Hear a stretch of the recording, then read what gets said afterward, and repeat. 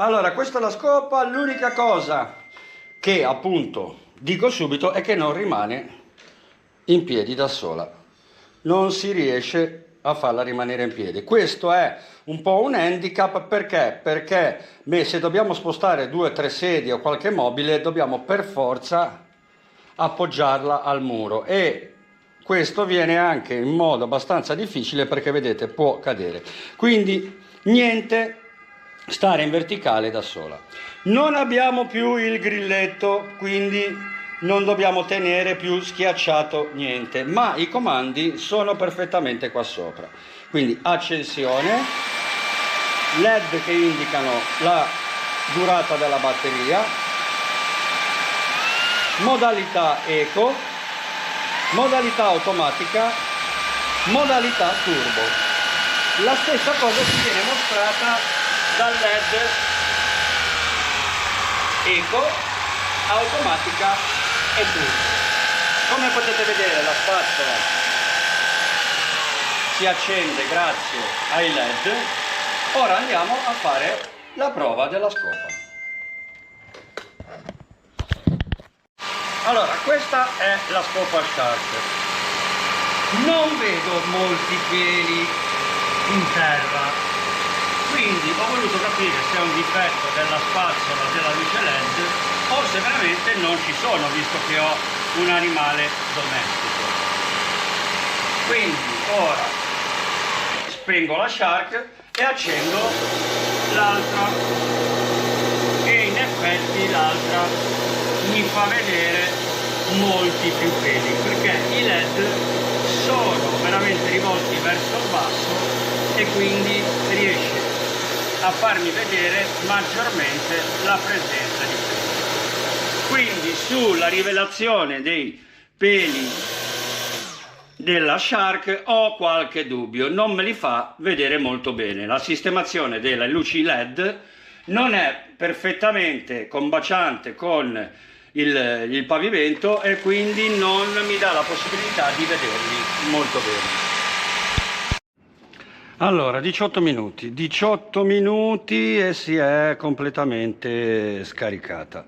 Questo è quello che ho aspirato, visto che ho dei, ecco così perfetto, dei peli del cane. 18 minuti a velocità media, quindi non lo so, velocità turbo probabilmente saranno anche 15 minuti.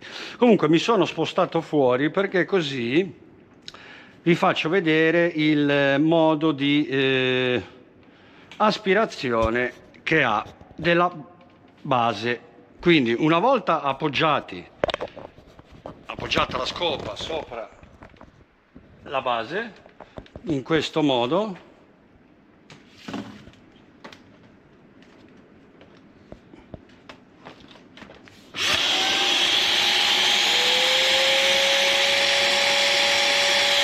questa partirà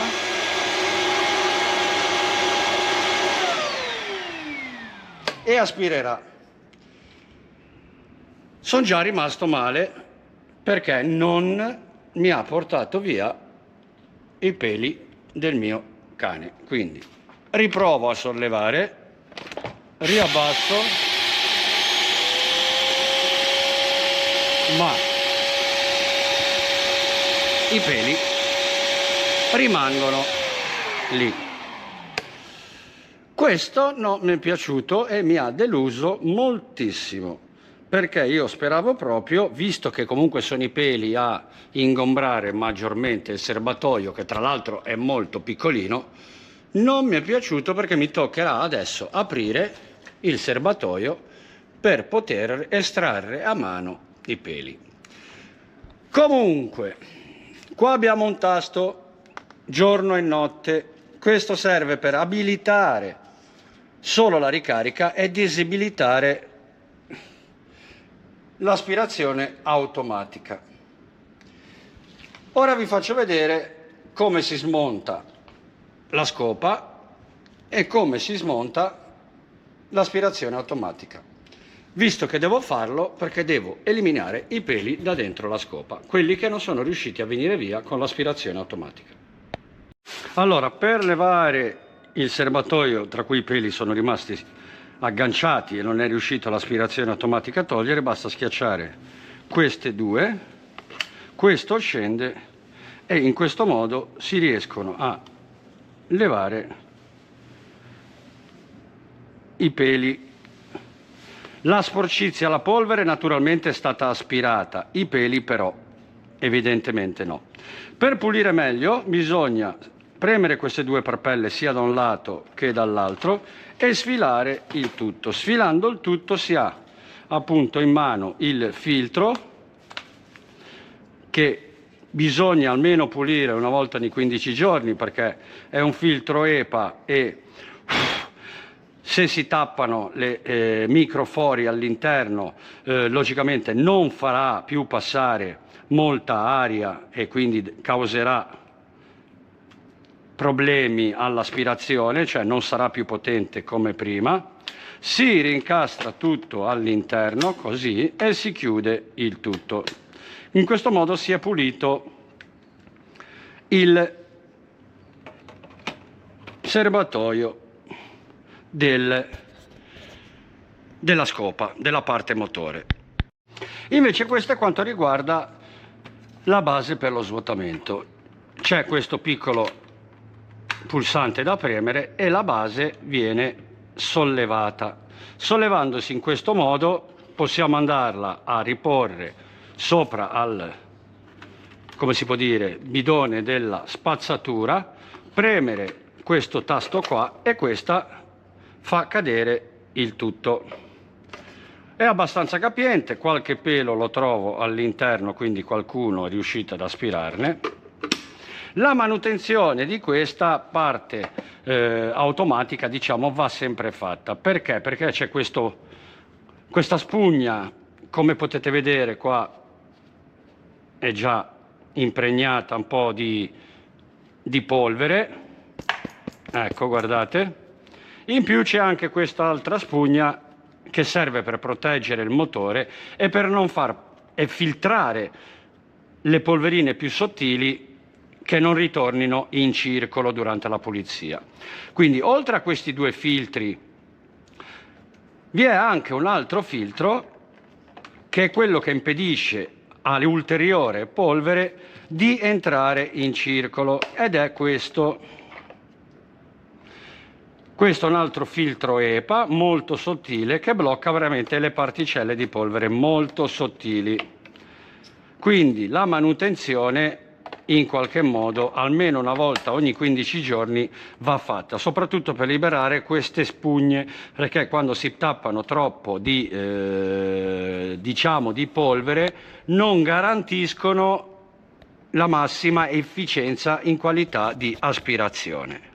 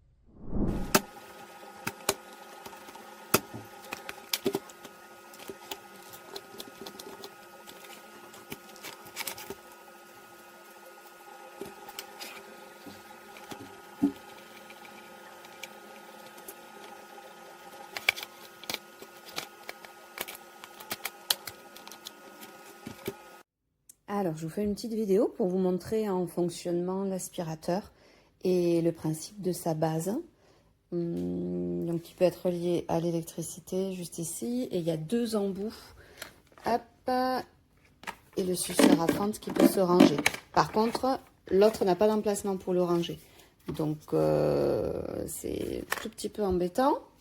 Hop, on le décroche en le soulevant, tout simplement. Donc ici, on a la batterie. Alors, on va le voir en fonctionnement. Il vous suffit d'appuyer sur le bouton ici. Voilà. Là, vous réglez le niveau de puissance.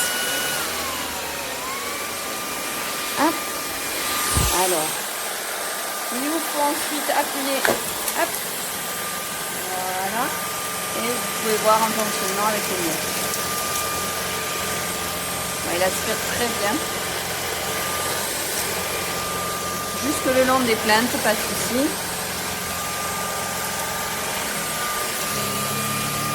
Alors là, on voit qu'il s'adapte.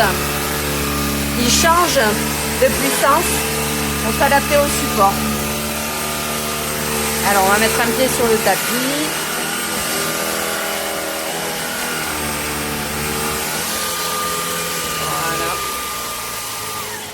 Bon, allez, on peut voir qu'il est nickel. Ça, c'est une tache de peinture sur mon paillasson, désolé. Et ensuite, on le reclipse, hop, comme ceci. Et il vous suffit de le rebrancher sur sa base pour qu'il se vide de sa poussière. Bon, là, j'en ai pas beaucoup, du coup. Voilà.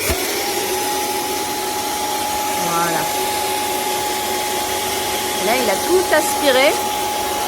Jusque dans le réceptacle qui est là. Alors, ça fait quand même pas mal de bruit. Donc, si vous voulez éviter qu'il en fasse, il suffit simplement d'appuyer sur ce petit bouton. Et quand vous le rebrancherez sur votre base, il n'aspirera pas. Donc, parfait quand on a des petits à la sieste ou quand on fait ça le soir. La batterie ici qui clignote jaune, quand elle est avant 75% de batterie, vert quand elle est entre 75 et 100, et blanc quand elle est entièrement rechargée. Ici, on voit un petit voyant en fait qui permet de voir où est-ce qu'il en est du calcul automatique de puissance. Il s'adapte au support comme on l'a vu sur le tapis, sans souci. Donc très pratique. Et ensuite, vous avez juste à soulever, hop, ici, voilà, pour aller le vider grâce au bouton qui est là. Donc, je ne vais pas le faire, je ne veux pas que ça vide par terre, au-dessus de la poubelle, tout simplement. Hop là.